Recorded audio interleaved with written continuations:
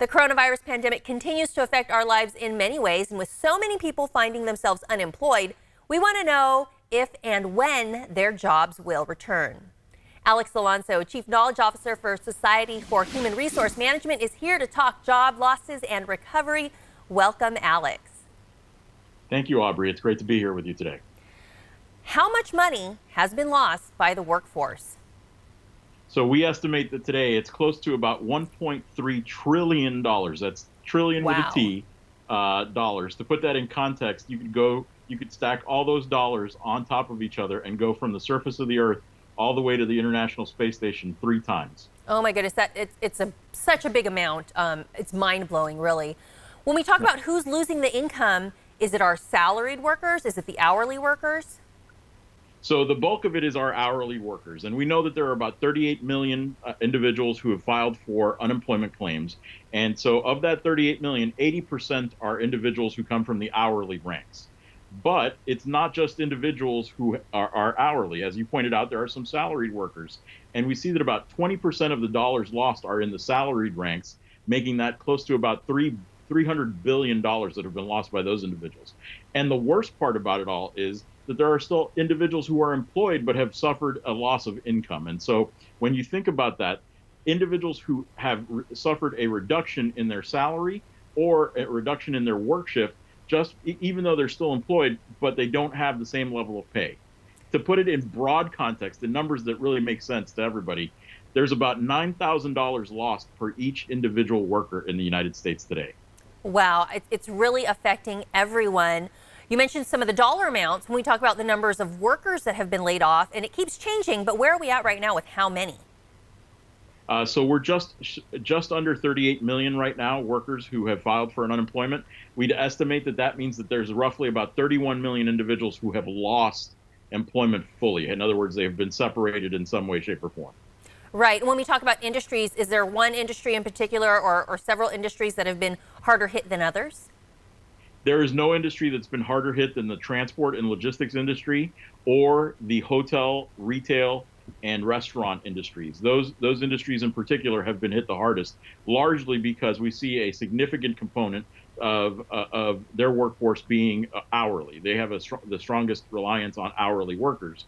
The other thing that we're seeing, though, is that they're just hit by the lower or reduced traffic, if you will, the lower and reduced business as a whole. So they're not generating the same amount of revenue, and as such can't employ people at the same level.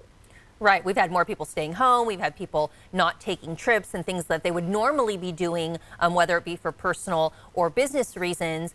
When we talk about how long it's going to take for some of these jobs to come back, what's your perspective? Well, what we found is that if we look at some of our economic models, we're looking at about a nice plateau here in the next couple months.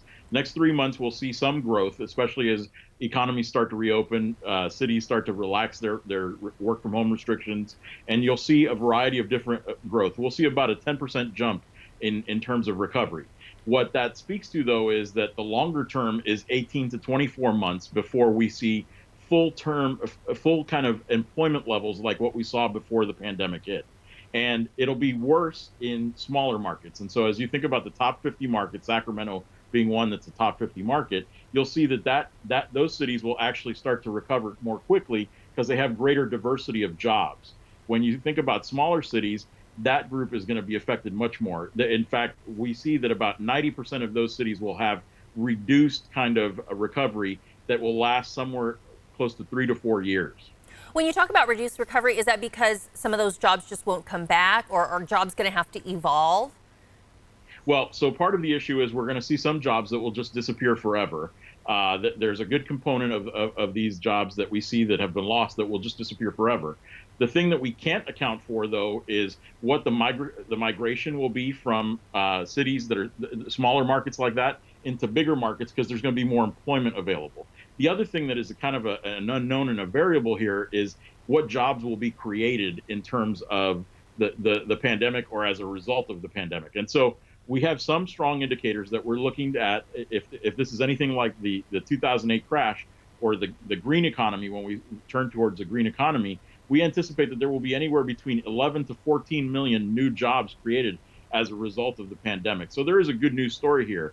And in fact, we do see as a marker of that, or a leading indicator of that, we see that about 17% of employers report having shifted their operations to support a whole new industry or a whole new set of operations.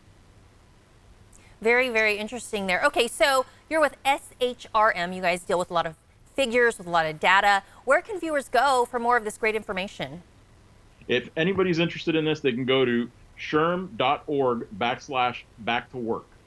And what kind of information are they going to find there? So they'll find all kinds of information ranging from statistics, data, information about what it means to get back to work, checklists, toolkits, resources, anything that they might need as an employer. But then the other thing that they'll find is resources for their workers and helping their workers get back to work. Okay, very good. Alex Alonso, thanks for joining us this morning. Thank you so much, Aubrey.